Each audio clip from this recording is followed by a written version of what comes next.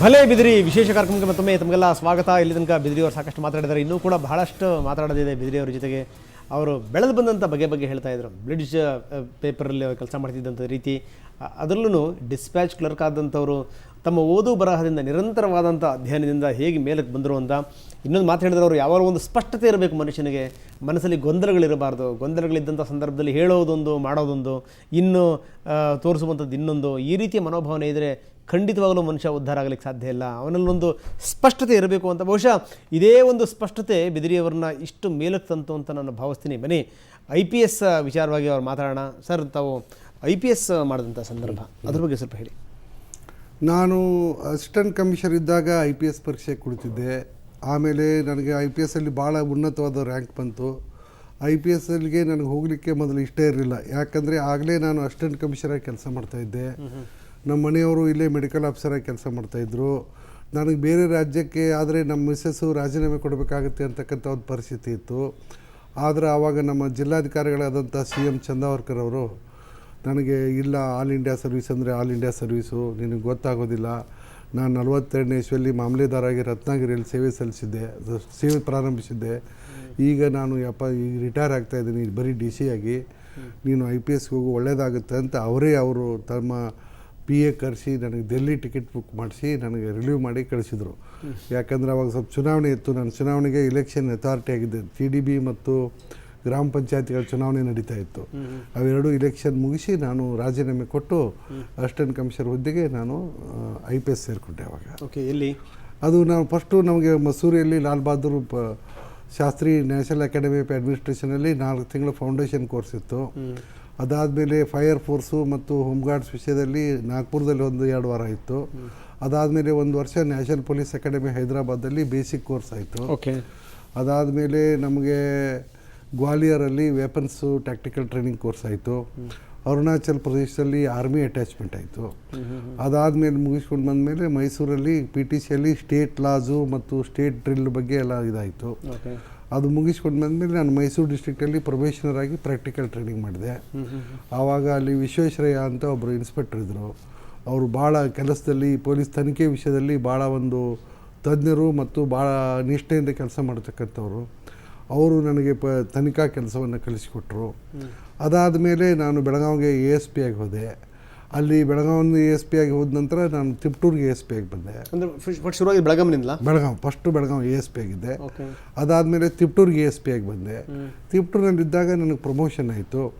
ಅದೇ ಆಗ ಚುನಾವಣೆ ಬರ್ತಾ ಇದ್ದಿದ್ದರಿಂದ ನನಗೆ 3 ತಿಂಗಳವರೆಗೆ CID ಅಂತ ಪೋಸ್ಟಿಂಗ್ ಮಾಡಿದರು.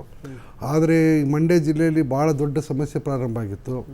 ಸುಮಾರು ಮದ್ದೂರು, ಮಂಡ್ಯ, ಶ್ರೀರಂಗಪಟ್ಟಣ, ಪಾಂಡವಪುರದಲ್ಲಿ ದೊಡ್ಡ ಪ್ರಮಾಣದಲ್ಲಿ ರೈತ ಚಳವಳಿ ನಡೀತಾ ಇತ್ತು. ಈ ಮಳವಳ್ಳಿ ಮತ್ತು ನಮ್ಮ ಶ್ರೀರಂಗಪಟ್ಟಣ ತಾಲೂಕಿನಲ್ಲಿ 2 ಜಾತಿಗಳು, ಒಕ್ಕಲಿಗರು, ಬೇಸ್ತರ ನಡುವೆ ಭಾಳ ದೊಡ್ಡ ಜಗಳ ನಡೆದು ಫೈರಿಂಗ್ ಆಗಿ 7 ಜನ ಸತ್ತಿದ್ದರು. ನಾಗಮಂಗಲ ಮತ್ತು ಬೆಳ್ಳೂರಿನಲ್ಲಿ ಹಿಂದೂ ಮುಸ್ಲಿಂ ಗಲಾಟೆ 6 ತಿಂಗಳಿಂದ ನಡೀತಾ ಇತ್ತು. ಮಂಡ್ಯ ನಗರದಲ್ಲಿ ಕಾರ್ಮಿಕರ ಗಲಾಟೆನೂ ಇತ್ತು. ಈ ರೀತಿಯಂಥ ಪರಿಸ್ಥಿತಿಯಲ್ಲಿ ನನಗೆ ಮಂಡ್ಯಕ್ಕೆ ಯಾರೂ ಹೋಗಲಿಕ್ಕೆ SP ತಯಾರಿರಲಿಲ್ಲ. ಅದು ಅಲ್ಲದೆ ಜನರಲ್ ಎಲೆಕ್ಷನ್ ಬರೋದಿತ್ತು. ಸುಮಾರು ಒಂದು 700-800-900 ಹಳ್ಳಿಗಳಿಗೆ 1 ವರ್ಷದ ಕಾಲ ಯಾವುದೇ ಕಂದಾಯ ಮತ್ತು ಪೊಲೀಸ್ ಅಧಿಕಾರಿಗೆ ಪ್ರವೇಶ ಕೊಟ್ಟಿದ್ದಿಲ್ಲ ರೈತ ಸಂಘದವರು. ಅಂಥ ಪರಿಸ್ಥಿತಿಯಲ್ಲಿ ರಾಜ್ಯ ಅಸೆಂಬ್ಲಿಗೆ ಇಲೆಕ್ಷನ್ ಬಂತು 83ನೇ ಇಸ್ವಿಯಲ್ಲಿ. ಅದಕ್ಕೆ ನನಗೆ 88ನೇ ಡಿಸೆಂಬರ್ 3ನೇ ತಾರೀಕು ಇಲೆಕ್ಷನ್ ನೋಟಿಫಿಕೇಷನ್ ಆಗೋದಿತ್ತು. 2ನೇ ತಾರೀಕು ರಾತ್ರಿ ನಾನು ಮಂಡ್ಯಕ್ಕೆ ಹೋಗಿ ಚಾರ್ಜ್ ತೊಗೊಂಡೆ. ಅದಾದಮೇಲೆ ನಾವು ಭಾಳ ಕಷ್ಟಪಟ್ಟು ವ್ಯವಸ್ಥಿತವಾಗಿ ಕೆಲಸ ಮಾಡಿ ನಾಗಮಂಗಲ, ಬೆಳ್ಳೂರಿನಲ್ಲಿ ನಡೀತಾ ಇದ್ದಂಥ ಕೋಮು ಗಲಭೆಯನ್ನು ಹತ್ತಿಕ್ಕಿದ್ವಿ. ಮತ್ತು ಜಿಲ್ಲೆಯಾದ್ಯಂತ ಶಾಂತ ರೀತಿಯಿಂದ ಚುನಾವಣೆ ನಡೀತಕ್ಕಂಥ ವ್ಯವಸ್ಥೆ ಮಾಡಿದ್ವಿ. ಎಲ್ಲ ಆಮೇಲೆ ಎಲ್ಲ ಒಂದು ನಿಯಂತ್ರಣಕ್ಕೆ ಬಂತು. ನಿಮಗೆ ಅಲ್ಲಿ ಹೋಗಿ ಅಂತಂದಾಗ ನೀವೇ ವಾಲಂಟರಿಲಿ ಹೋಗಿದ್ದು ಅಥವಾ? ಇಲ್ಲ. ಕಾರ್ತಿಕೇಯನ್ ಸಾಹೇಬರು ಅವಾಗ DIG ಇಂಟೆಲಿಜೆನ್ಸ್ ಇದ್ದರು. ಬಿದ್ರಿ ಮಂಡ್ಯಕ್ಕೆ ಒಬ್ಬರು ಒಳ್ಳೆ SP ಬೇಕಾಗಿದ್ದಾರೆ, ಯಾರೂ ಹೋಗ್ಲಿಕ್ಕೆ ತಯಾರಿಲ್ಲ, ನಾವು ನಿಮ್ಮನ್ನು ಸೆಲೆಕ್ಟ್ ಮಾಡಿದ್ದೀವಿ. ಮಧ್ಯಾಹ್ನ 3 ಗಂಟೆಗೆ ಹೋಗಿ ನಾನು ಗಾಸ್ತೆ ಅಂತ ಚೀಫ್ ಮಿನಿಸ್ಟರ್ ಪ್ರೈವೇಟ್ ಸೆಕ್ರೆಟರಿ ಇದ್ದಾರೆ, ಅವ್ರಿಗೆ ಹೇಳಿದ್ದೀನಿ, ನಿಮ್ಮ ಕಾರ್ ತೊಗೊಂಡೋಗಿ ನಿಮ್ಮ ಕಾರ್ ನಂಬರ್ ಏನು ಅಂತ ಕೇಳಿದ್ರು. ಕಾರ್ ನಂಬರ್ ಕೊಟ್ಟೆ. ನೀವು ಹೋಗಿ ನಿಮ್ಮ ಕಾರ್ ನಂಬರ್ ನೋಡಿದ ತಕ್ಷಣ ನಿಮ್ಮ CM ಮನೆಯೊಳಗೆ ಬಿಡ್ತಾರೆ. CM ಅವ್ರಿಗೆ ಭೇಟಿಯಾಗಿ ಇವತ್ತು ಅವ್ರು ನಿಮ್ಗೇನು ಮಾಡಬೇಕು ಹೇಳ್ತಾರೆ. ಯಾರಿದ್ರು?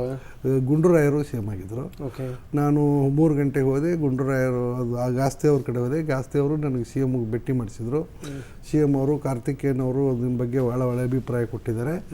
ನಾವು ನಿಮ್ಮನ್ನು ಮಂಡ್ಯ SP ಅಂತ ಸೆಲೆಕ್ಟ್ ಮಾಡಿದ್ವಿ, ಇವತ್ತೇ ಹೋಗಿ ಚಾರ್ಜ್ ತಗೋಬೇಕು.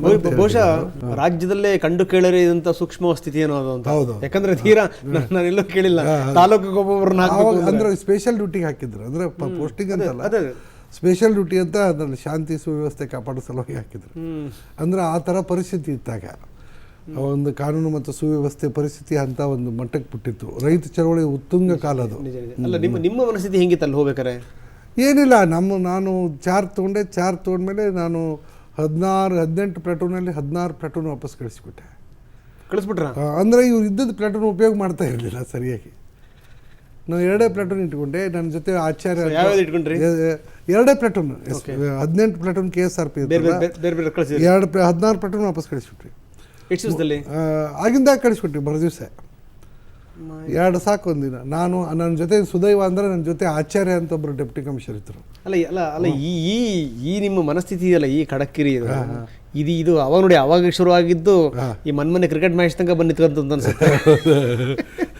ಅದು ಯಾವ ಧೈರ್ಯದ ಮೇಲೆ ನೀವು ಮ್ಯಾಚ್ ನಡೀಲಿ ಅಂತ ಅವಕಾಶ ಕೊಟ್ಟರು? ಅಲ್ಲ ನೋಡಿ, ಅದಾದ್ಮೇಲೆ ಆದಂಥ ಅವಘಡಗಳು, ಅದೇನಾದರೂ ಒಂದು ದಿವಸ ಮೊದಲೇ ನಡೆದಿದ್ರೆ ಅದನ್ನ ಏನಾಗ್ತಿತ್ತು ಕಥೆ? ಇದು ನೋಡಿ, ಅವತ್ತು ಕ್ರಿಕೆಟ್ ಮ್ಯಾಚಲ್ಲಿ ಏನಾಯಿತು, 50,000 ಜನ ಒಳಗಡೆ ಕೂತಿದ್ದಾರೆ.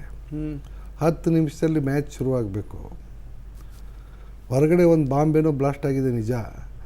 ಈಗ ನಾವು ಬಾಂಬ್ ಬ್ಲಾಸ್ಟ್ ಆಗಿದೆ ಅಂಥೇಳಿ ನಾವು ಬರೀ ಗೊತ್ತು ಮಾಡಿಕೊಟ್ರೆ ಜನ ಹೊರಗಡೆ ಹೋಗೋದ್ರಲ್ಲಿ ಒಂದು 100 ಜನ ಸತ್ತು ಹೋಗ್ತಾರೆ ಕಾಲು ತೊಳಿತಕ್ಕೆ. ಮತ್ತು ನಮ್ಗೆ ಇನ್ನೂ ಅದರದ್ದು ವಿಸ್ತಾರ ಏನು ಕನ್ಫರ್ಮ್ ಆಗಿಲ್ಲ.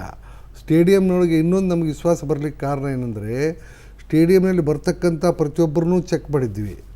ಸ್ಟೇಡಿಯಂನಲ್ಲಿ ಆ್ಯಂಟಿ ಸಬಾಟಿಕ್ ಚೆಕ್ ಮಾಡಿದ್ವಿ. ಸ್ಟೇಡಿಯಂ ಒಳಗಡೆ ಏನೂ ಆಗಿರಲಿಕ್ಕೆ ಸಾಧ್ಯ ಇಲ್ಲ, ಯಾಕಂದ್ರೆ ನಮ್ಮ ಕೆಲಸ ನಾವು ಅಚ್ಚುಕಟ್ಟಾಗಿ ಮಾಡಿದ್ವಿ ಅಂತಕ್ಕಂಥ ಆತ್ಮವಿಶ್ವಾಸ ನಮಗಿತ್ತು.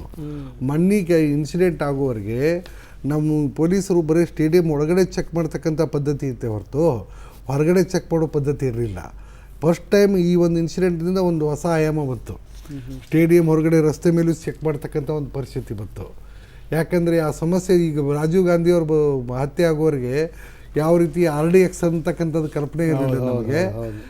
ಆ ರೀತಿ ನಮಗೆ ಇದರಿಂದ ಒಂದು ಹೊಸ ಆಯಾಮ ಬಂತು. ಅಲ್ಲಿ ಭಾಳ ಜನ ಹೇಳಿದ್ರು ನಿಮಗೆ ಅವಕಾಶ ಕೊಡಬೇಡಿ ಈ ಮ್ಯಾಚಿಗೆ, ಅವ್ರು ಹೇಳ್ತಾರೆ ತೀರ್ಮಾನ ತೊಗೊಳ್ಳೋನು ನಾನಲ್ಲ, ತಲೆಗೆ ಬರುತ್ತೆ ಅಂತ.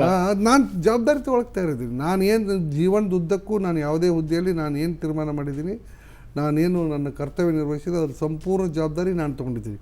ಮೇಲಿನವ್ರಿಗೂ ಕಳಿಸ್ಕೊಟ್ಟಿಲ್ಲ, ಕೆಳಗೂ ಬಿಟ್ಟುಕೊಟ್ಟಿಲ್ಲ. ಯಾಕಂದರೆ ಅಲ್ವಾ ಸರ್, ಮತ್ತಷ್ಟು ನಾನು ನಿಮ್ಮ ಜೊತೆಗೆ ಚರ್ಚೆ ಮಾಡ್ತೀನಿ. ಇದು ಬಿದಿರಿಯವರ ಖಡಕ್ಗಿರಿ ಅಂದರೆ ಇದು. ಯಾಕಂದರೆ ಬರಲಿ, ಅದು ಏನು ಬರುತ್ತೆ ನೋಡೋಣ, ನೋಡೇ ಬಿಡ್ತೀನಿ ಅನ್ನುವಂಥ ಒಂದು ಮನೋಭಾವನೆ ಇದೆಯಲ್ಲ. ಆಮೇಲೆ ಏನಾದ್ರೂ ಅದನ್ನು ತನ್ನ ತಲೆ ತಂದುಕೊಳ್ಳುವಂಥ ಒಂದು ಆ ಛಾತಿ ಇದೆಯಲ್ಲ, ಅದು ಅವ್ರನ್ನ ಬಹಳ ಎತ್ತರಕ್ಕೆ ತಗೊಂಡು ಹೋಯಿತು.